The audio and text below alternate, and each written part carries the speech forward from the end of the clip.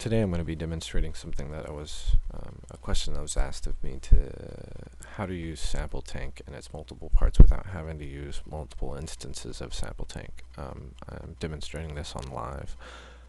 First we're going to drag the Sampletank into a MIDI channel. If I can get it to go in there. It'll load up. This is it. I'm using the free version, but this should work either way.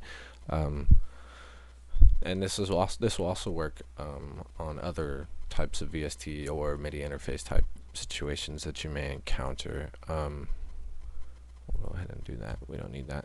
If you ever need to get screen real estate back in live, also you can use these arrows, and they hide stuff. Like this will hide the help, or bring the help back. This will hide all the drop audio effects areas, so you can have a bigger screen, but this should do for right now. And also, if you need to get rid or bring back Sampletank window, you can close it and then open it by using this wrench type button right here. So to do this, first we're going to just pick a couple of different parts. Double click them, add them in. We'll pick the next part. We'll do a drum kit. Put that in, and we'll do a bass, and we'll put that in. Alright, great. So now the question comes as to how can we do this and control all of these parts independently. First things first, we can close this for the moment. What we're going to need to do is rename this. This is going to be our source, so we're going to name this Sampletank. This is the VST. And now we're going to insert 3 MIDI tracks. Alright. The first track we're going to rename, and you can also rename by hitting Control R, I'm sorry. And we're going to say this was the piano. And then if we hit tab, it'll take you to the next one. This will be drums. And then lastly, bass. Alright.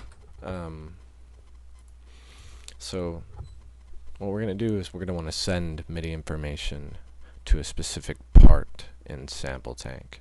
So what you do is you change MIDI 2 out of all of them into Sampletank, which is what we've renamed this number 1. So if you don't rename it, it would just say number 1 MIDI, but it's wherever your VST is located on.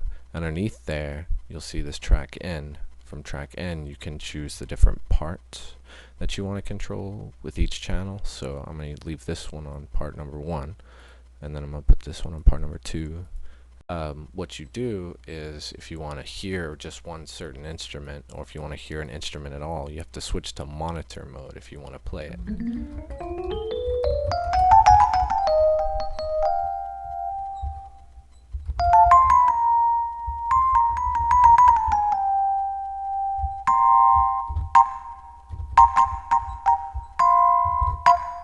So, and then if I wanted to hear my drums, I would monitor that one, and then I can hear my drums. You can also do more than one at a time, although with the drums and the piano it doesn't really work, although you can set it up as a split if you're so inclined. So it works that way too. Now obviously if you want to record different parts, I would just hit record on this channel, and then well, let's do a piano track. I'll hit record on piano, and then I'll hit record, and I'm just doing this off the top of my head.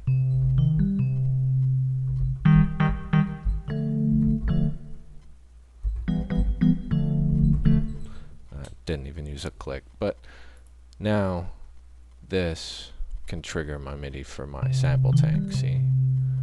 And now I've recorded parts, and I can go back through and edit this, or I can write it in manually. Doesn't really matter.